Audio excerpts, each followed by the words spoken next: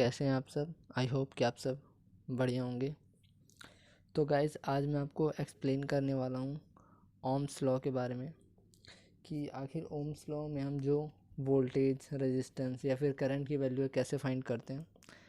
ये एक टॉपिक है जो 9th-10th के सिलेबस में मेंशन है। तो जैसा कि मैं 10th का चैप्टर 12 अभी आपको एक्सप्लेन कर रहा हूँ हिंदी में step by step.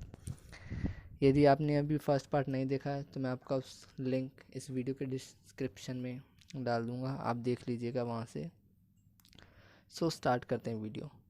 So guys जो पहला है डेफिनेशन देख लेते हैं कि आखिरकार ओम्स लॉ की डेफिनेशन क्या है, जो एग्ज़ाम में आपको लिख के आना है। उसके बाद आपको जो बाकी के सॉल्यूशन है वो उनको मेंशन करना है। सो पढ़ते हैं एक बार। तो ओम्स लॉ की डेफिनेशन ये है, the current is in electrical circuit is directly proportional to the applied voltage and inversely proportional to the resistance.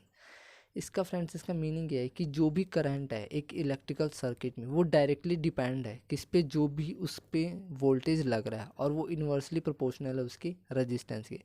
That means ये है कि किसी भी सर्किट में यदि हम डायरेक्टली प्रोपोर्शनल का मतलब है कि यदि वोल्टेज, अगर किसी भी सर्किट में वोल्टेज बढ़ेगा तो वो करंट भी उसमें बढ़ेगा।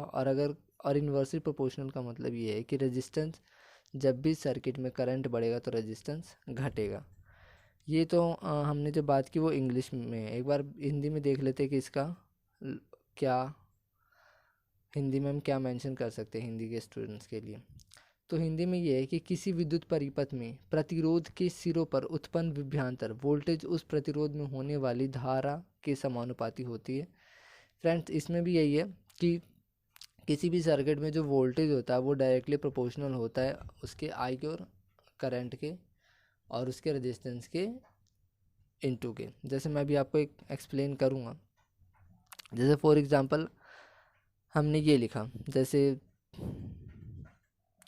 V is equal to I R. तो इसका मतलब ये है फ्रेंड कि किसी भी सर्किट में जो वोल्टेज होगा, ये जो वोल्टेज है वो उस सर्किट में आई और आर को अगर हम मल्टीप्लाई करेंगे वो उसके बराबर होगा। यहाँ पे आई का मतलब है करंट और आर का मतलब है रेजिस्टेंस। तो जो वोल्टेज है वो इक्वल होगा किसके, करंट और उसके रेजिस्टेंस के इनटू के वैल्यू के बराबर वो इक्वल होगा। अब हम एक दो एग्जांपल से समझने की कोशिश करते हैं कि अगर किसी सर्किट में हमें कैलकुलेट करना हो वैल्यू तो कैसे कैलकुलेट करेंगे। एक फ्रेंड, जैसे फॉर एग्जांपल फ्रेंड ये है, जैसे कि आप देख रहे हैं ये जो फ्रेंड है ये एक सर्किट है। इस सर्किट में हमने एक 8 ओम का एक बल्ब यूज़ किया है। इसमें करंट इन्होंने मेंशन कर रखा है कि जो करंट है आपका वो 5 एम्पियर का। हमें इसमें वोल्टेज फाइंड करना है। तो वोल्टेज हम कैसे फाइंड करेंगे, तो देखिए फ्रेंड कैसे फाइंड करेंगे। जैसा कि हमें पता है कि जो ओम्स लॉ है वो क्या होता है, वी, एक मिनट फ्रेंड मैं भी आपको नोट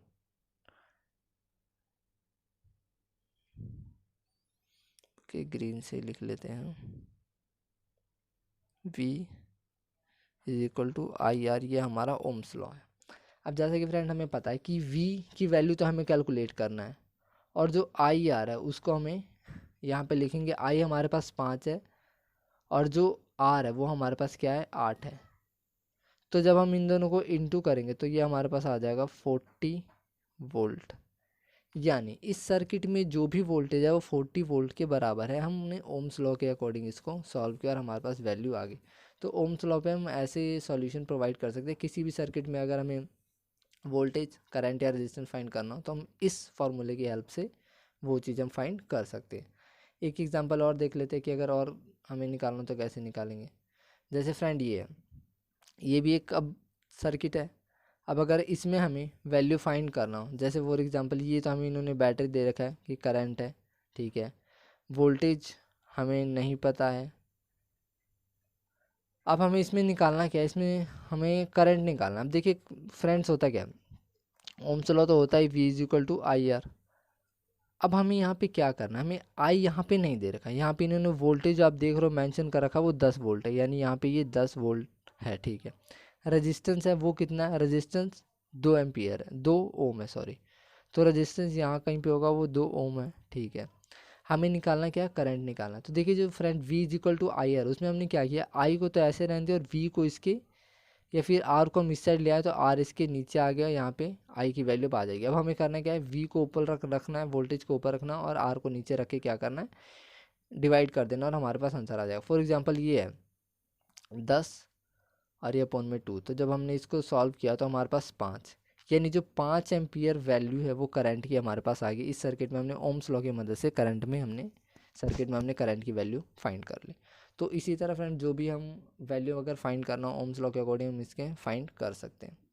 तो ये वीडियो आपको कैसा लगा ज़रूर हमें बताएं, हमारे चैनल को सब्सक्राइब कीजिएगा और भी ऐसी वीडियो के लिए, और बेल आइकन को दबाना ना भूलें। और यदि आपको कोई भी डाउट हो, कोई भी और भी कोई टॉपिक अगर आपको 10th क्लास तक अगर कोई डाउट आ रहा है, कुछ समझ में नहीं आ रहा, तो प्लीज़ कमेंट कीजिएगा, मैं उस पर वीडियो सॉल्यूशन बना के आपको समझाने की कोशिश करूँगा।